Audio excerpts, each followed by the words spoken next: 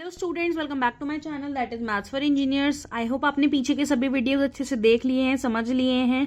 Last video में हमने discuss किया था कैलकुलेशन ऑफ एनएट डेरिवेटिव के फॉर्मूलाज, जिसमें हमने सीखा और जाना कि किस तरीके से हम एनएट डेरिवेटिव को कैलकुलेट करते हैं बाय प्रूफ। लेकिन 8 आपको जो फॉर्मूला बताए हैं वो फॉर्मूला आपको याद होने चाहिए, उन्हीं के बेसिस पर हम क्वेश्चंस को सॉल्व करेंगे। अगर आप आज मेरे चैनल पर पहली बार आए हो तो सब्सक्राइब करना ना भूलें।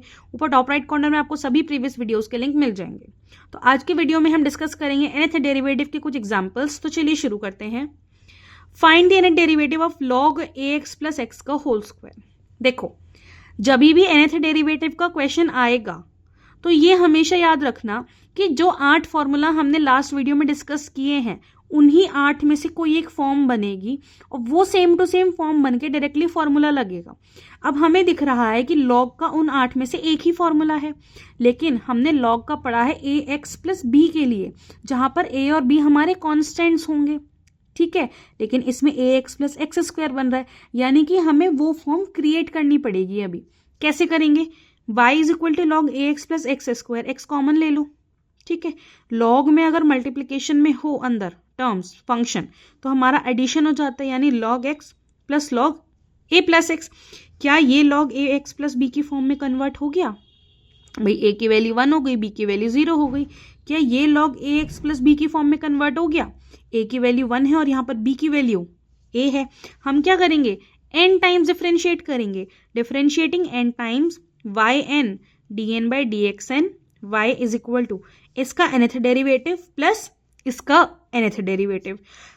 अब यहां पर हम कौन सा फॉर्मूला यूज करेंगे? जब हमारा y हमारा हो log ax प्लस बी, तब हमें ये फॉर्मूला यूज करना होता है। तो ये फॉर्मूला एज इट इज इस पर अप्लाई कर दो, प्लस इस पर अप्लाई कर दो। पहले इस पर अप्लाई करेंगे, a की वैल्यू 1 पुट कर दो इस फॉर्मूला में और b की वैल्यू 0 पुट कर दो। देखो जरा क्या आएगा।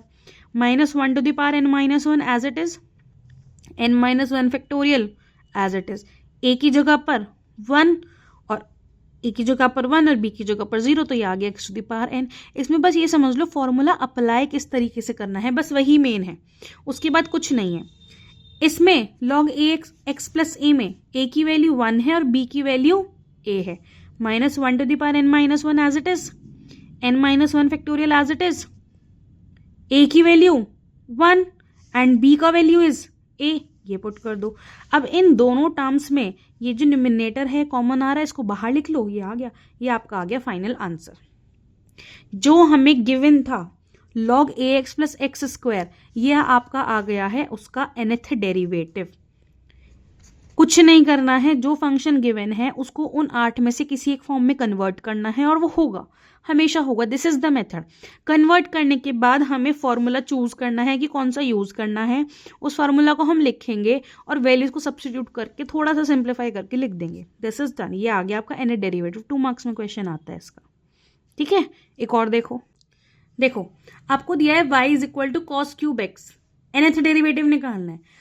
हमने एक फॉर्मूला पढ़ा है कॉस के लिए, जो कि है cos a x plus B के लिए, पर ये तो कॉस क्यूब एक्स है, यानी कि हमें इस क्यूब को ए एक्स प्लस बी एक्स की फॉर्म में कन्वर्ट करना पड़ेगा। Sorry, cos a x plus B की फॉर्म में कन्वर्ट करना पड़ेगा। हमने कॉस क्यूब एक्स से रिलेटेड एक फॉर्मूला पढ़ा है, जो हमने बेसिक फॉर्मूला डिस्कस किए थे कि कॉस 3x हमारा होता है 4 cos cube x minus 3 cos x. यहां से हम कॉस क्यूब एक्स की वैल्यू निकाल लेंगे, जो आ जाएगी 1/4 cos 3x plus 3 cos x.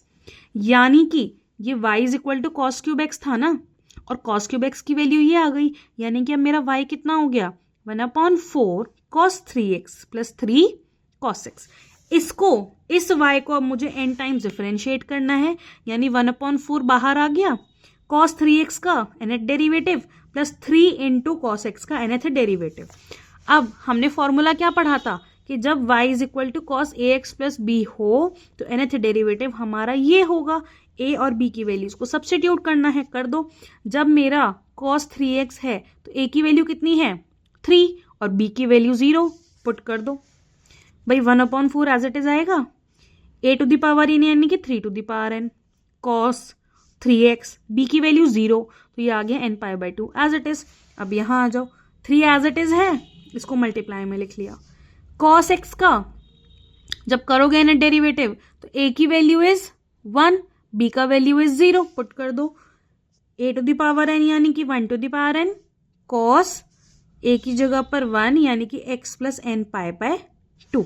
तो आपका आ गया yn is equal to 1/4 3 to the power n cos 3x plus n pi by 2 plus 3 cos x plus n pi by 2। ये आ गया y is equal to cos cube x का nth derivative. That's it. इतना करना है इन questions में। Next